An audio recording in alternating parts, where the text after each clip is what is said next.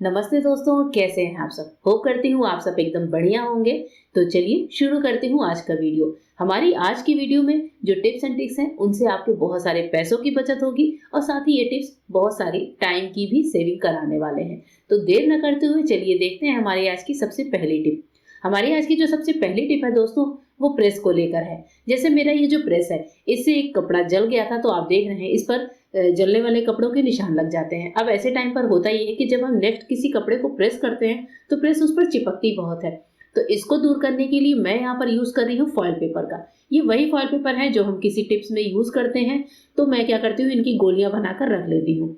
ये जो गोलियां हैं, हम इसको लेकर फॉयल पेपर की इनको प्रेस पर रगड़ेंगे। अगर आपके पास गोलियां बनी नहीं है तो आप फॉयल पेपर को थोड़ा सा फाड़ कर इसकी गोली से भी प्रेस को रब कर सकते हैं। थोड़ा थोड़ा रब करते ही आप देखेंगे कि ये जो दाग है वो निकलने लगे हैं। अगर आपको फिर भी लगे कि ये इस तरीके से नहीं निकल रहे हैं तो इसके लिए दूसरा भी उपाय आपके साथ शेयर कर रही हूँ कि अगर प्रेस पर दाग ज्यादा लगे हैं तो आप कोई नया स्क्रबर ग्रीन वाला जो थोड़ा सा हार्ड होता है वो ले लीजिए और स्क्रबर से प्रेस के इस जले वाले पार्ट पर खुरचना शुरू कर दीजिए। इससे प्रेस हमारी खराब बिल्कुल भी नहीं होगी। तो बिल्कुल निश्चिंत रहिए दोस्तों कि प्रेस में कोई भी प्रॉब्लम आएगी। देखिए, मैंने स्क्रबर से बहुत ही बढ़िया तरीके से पूरी प्रेस को अच्छे से साफ कर दिया है।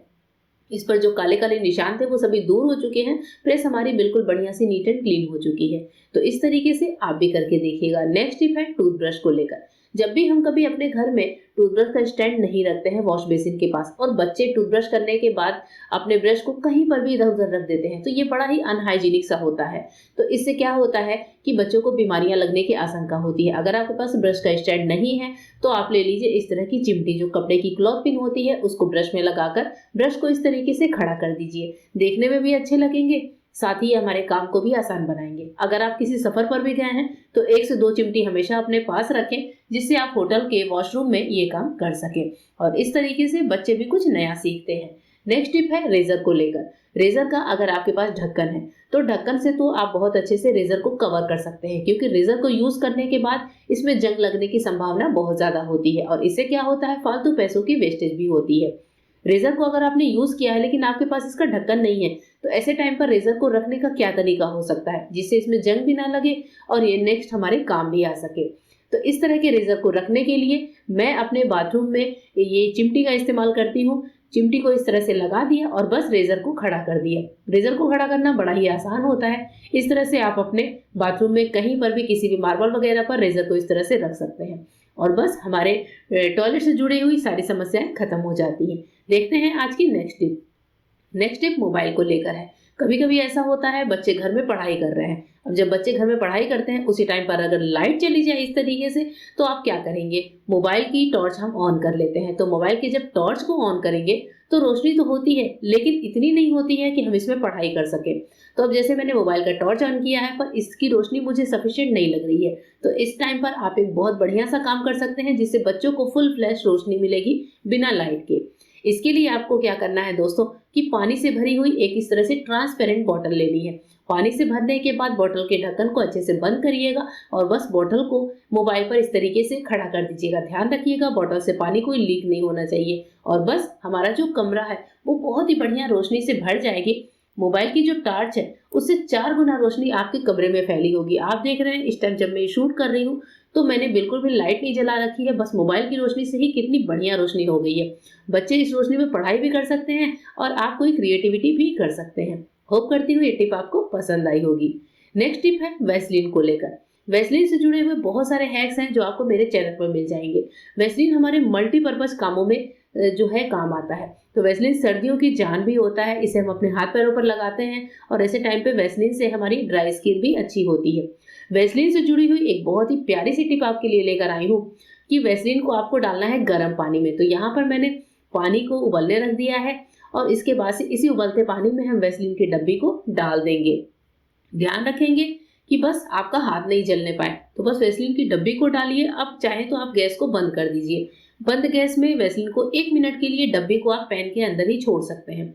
1 मिनट के बाद पानी जब उबाल खत्म हो जाएगा तो आप वैसलीन की डब्बी को निकाल लीजिए। इस टाइम पर वैसलीन जो है हमारी अंदर से पूरी तरह से मेल्ट हो जाती है। तो वैसलीन की डब्बी थोड़ी गर्म है, हल्का सा ठंडा करके मैं आपको दिखा रही हूँ। देखिए वैसलीन मेल्ट हो चुकी है। अब इसमें करेंगे हम एक बढ़िया सा जुगाड़ जिससे हम पूरे दिन महकते रहेंगे। हमारे पास बहुत सारे परफ्यूम और डिओ तो होते ही होते हैं। आपका कौन सा फेवरेट है कमेंट करके बताइएगा। तो जैसे मुझे भी परफ्यूम और डिओ को बहुत शौक है, तो मैं कोई सा भी अपने पसंद का परफ्यूम या फिर डिओ ले सकती हूँ। जैसे मुझे ये पसंद है, पर फिर भी मैं सोचती हूँ कि जो डिओ है उसको मैं इस्तेमाल करूँ। तो यहाँ पर मैंने लिया है रॉयल मिराज का बढ़िया सा परफ्यूम, और इसको लेने के बाद हम अपने वैसलीन की डब्बी में डालेंगे। तो बहुत ज़्यादा स्प्रे नहीं करना है, 3 से 4 बार का स्प्रे सफिशिएंट होगा, क्योंकि वैसलीन भी जो है वो कम है, आधी डब्बी ही है। अगर आप ज़्यादा वैसलीन ले रहे हैं तो ज़्यादा स्प्रे कर लीजिए। तो यहाँ पर मैंने 4-5 बार स्प्रे किया। अब हमारी जो वैसलीन है बहुत ही बढ़िया खुशबू से भर चुकी है।